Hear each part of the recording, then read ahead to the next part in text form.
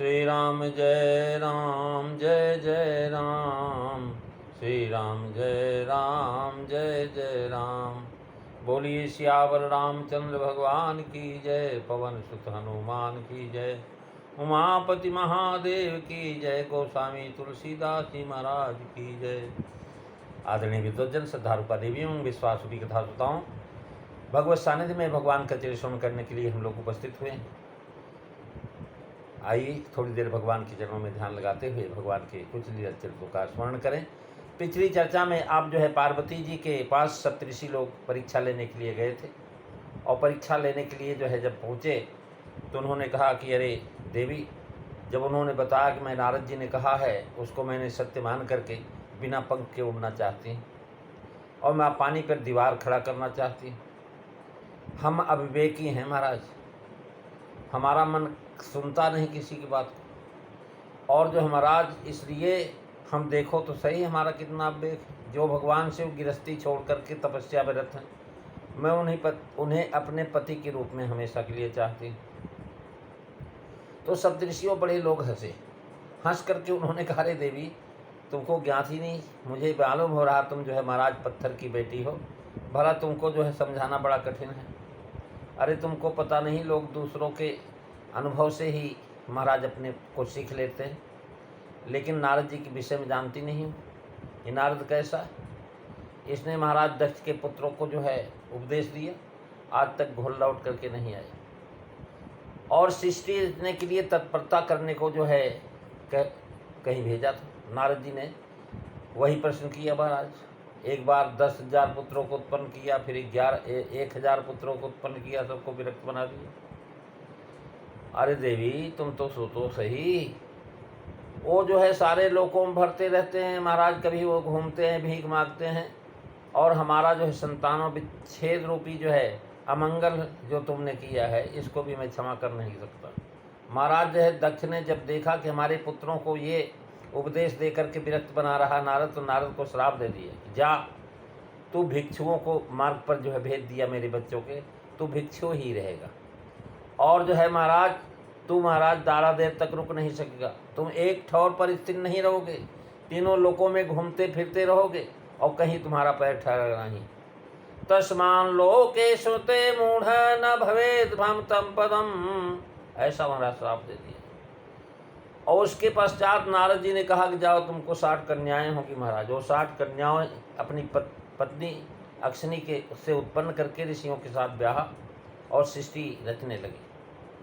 दूसरी उपाधिया कि दक्ष सुतन वोप देश निजाई, तिन धेन भवन न देखा जाई, चित्रकेतु कर घर ऊन घाला, कनक कशिप कहूँ पुण्य सहाला, मंगल भवन अमंगल हारी, दबऊ सुदशरथ अजीर बिहारी। श्री राम जय राम जय जय राम। श्री राम जय राम जय जय राम। महाराज, राजा चित्रकेत की कथा। सूरसेन देश में चित्रकेत सार्वभौम राजा था। इसके 1 करोड़ रानियां थी, परंतु न तो कोई पुत्र ही था, न कोई कन्या ही थी। एक दिन अंगिरा ऋषि विचरते हुए राजा के यहाँ आ पहुँचे। राजा ने पत्युस्थान और पाद अर्ध द्वारा पूजन करके उनका आतिथ्य सत्कार किया। राजा से कुशल प्रश्न करते हुए ऋषि ने कहा कि राजन, तुम्हारा आत्मा कुछ असंतुष्ट देख रहा हूँ, और असंतुष्ट सा देख रहा हूँ, और हमें बताओ, इस किसी इष्ट पदार्थ की अप्राप्ति से दुखित हो? जो तुम चाहते हो वो नहीं मिल रहा है, या तुम चिंतित से जान पड़ते हो, क्या कारण? राजा ने अपना दुखड़ा रोया कि महाराज, बिना एक पुत्र के मैं पूर्वजों सहित नरक में पड़ रहा हूँ। कृपा करके वह उपाय कीजिए कि जिससे मेरे एक पुत्र हो, और पुत्र पा करके दुष्पार नरक से महाराज उत्तीर्ण हो सकूँ। मुनि ने त्वाष्ट चरु तैयार करके उससे त्वष्टा देवता का पूजन कराया, और राजा की श्रेष्ठ और महाराज पटरानी थी, ज्येष्ठ और श्रेष्ठ, उस पटनादी को महाराज की चारद्युति की उस यज्ञ का अभीष्ट अन्न दे करके कहा कि सिखा लो। फिर राजा से कहा कि इससे एक पुत्र होगा, परंतु उससे तुमको हर्ष शोक दोनों होंगे। ऋषि यह कहकर चले गए। अब चले गए महाराज, राजा के यहाँ जो है समय आया, और समय आने के बाद जो है महाराज पुत्र उत्पन्न हुआ। और पुत्र उत्पन्न होने पर राजा ने बहुत दान दिया, बड़ा पुण्य किया, बड़ी खुशियाँ मनाई। और पुत्रवती होने के कारण राजा की प्रीति इस बड़ी रानी में बढ़ती गई, और जिससे और रानियों के हृदय में डाह होने लगा। वे सोचने लगी कि हम तो दासियों से भी गई गुजरी, हमसे अधिक मंदभागिनी कौन होगी कि जिसका पति ही तिरस्कार कर रहा हो। वे सवत का सौभाग्य देख नहीं सकती थी। महाराज एक बार पुत्र सो रहा था, माता किसी काम में लगी हुई थी, सवतों ने अवसर पाकर के बच्चे के होठों पर विष का फाया लगा दिया। विष का फाया जब फेर दिया तो जिससे उसके नेत्रों की पुतलियां ऊपर चढ़ गई और मर गया। इसकी माँ को सवतों से के द्वेष का पता लग गया, पता भी नहीं था। इनकी माँ को सवतों के द्वेष का पता नहीं था। बहुत देर होने पर माता ने धाय से राजकुमार को जगा लाने को कहा, भाई बड़ी देर से बच्चा सो रहा है और जगा के लिया। धाय ने जाकर के देखा, चीख मार करके मूर्छित होकर गिर पड़ी। रानी वह देख करके दौड़ी, कोलाहल मच गया। रानी राजा दोनों शोक के उत्तरोत्तर बढ़ते हुए महाराज महान दुख में उत्पन्न हुए। महाशोक से विलाप प्रलाप करते हुए वे मोह के कारण मूर्छित हो गए। ठीक इसी अवसर पर श्री अंगिरा ऋषि और नारद जी वहाँ पहुँचे। महर्षि अंगिरा और नारद जी राजा के यूँ समझाने लगे, हे राजाओं में श्रेष्ठ, सोचो तो कि जिसके लिए तुम शोकातुर हो रहे वो तुम्हारा है कौन, और पूर्व जन्म में तुम इसके कौन थे, और आगे इसके कौन होगे। जैसे जल के प्रवाह के वेग से रेत महाराज बह करके इधर से उधर दूर दूर तक चले जाते हैं और फिर इकट्ठा हो जाते हैं, इसी प्रकार काल के चक्र के द्वारा देहधारियों का वियोग और संयोग हुआ करता है राजा। जैसे बीज में कभी बीजांतर होता है, कभी नहीं होता है।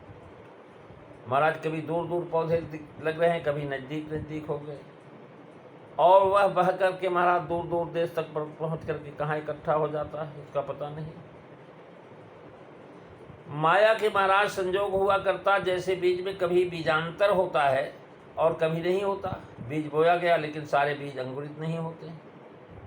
वैसे ही माया से पुत्र आदि प्राणी, पिता आदि प्राणियों से कभी संयोग को प्राप्त होते हैं और कभी वियोग को होते हैं।